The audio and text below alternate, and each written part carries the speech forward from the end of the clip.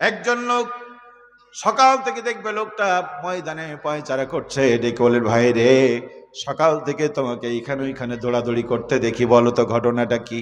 ওই লোকটা বলবে বাইরে দুঃখীর কথা কি বলবো, একটা নিকির অভাবে জাহান্নামে যাচ্ছি, মায়ের কাছে, বাবার কাছে, সন্তানের কাছে, নেতার কাছে গেলাম, কেউ রাজি হলো না, এখন আমি জাহান্নামে যাচ্ছি। তো ভাইয়েরা আমার, ওই লোকটা বলবে আল্লাহর বান্দা, তোমার এত নেকি, তাও তুমি জাহান্নামে যাচ্ছ, আমার তো নেকি নাই, একটা মাত্র ফুজি, এটা থেকেও লাভ নাই, না থেকেও লাভ নাই, আমি তো জাহান্নামে যাবই।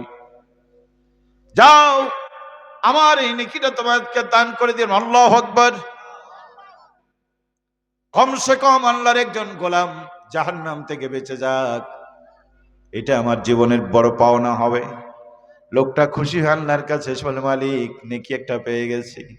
আল্লাহ পাক জিজ্ঞেস করেন, মা দিয়েছে? বলে না। বাবা দিয়েছে? না। সন্তান দিয়েছে? না। কে দিল তোমাকে?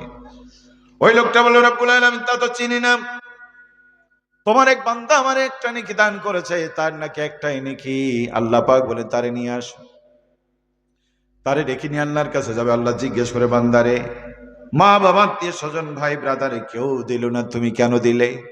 ওই লোকটা বলে, রব্বুল আলামিন, তার তো একটা মাত্র নেকির অভাবে জাহান্নামে যাচ্ছে, আমি তো আমার একটা মাত্র নেকি, জান্নাত তো আমি পাবোই না, এমনও জাহান্নামে জ্বলবো, এমনও জ্বলবো, আমার এই নেকিটা দিয়ে যদি তোমার একজন বান্দা জাহান্নাম থেকে বেঁচে যায়, এটাই আমার বাসনা, এটা আমার কামনা, সেই জন্য আমার নেকিটা দান করে দিয়েছি। আল্লাহু আকবার।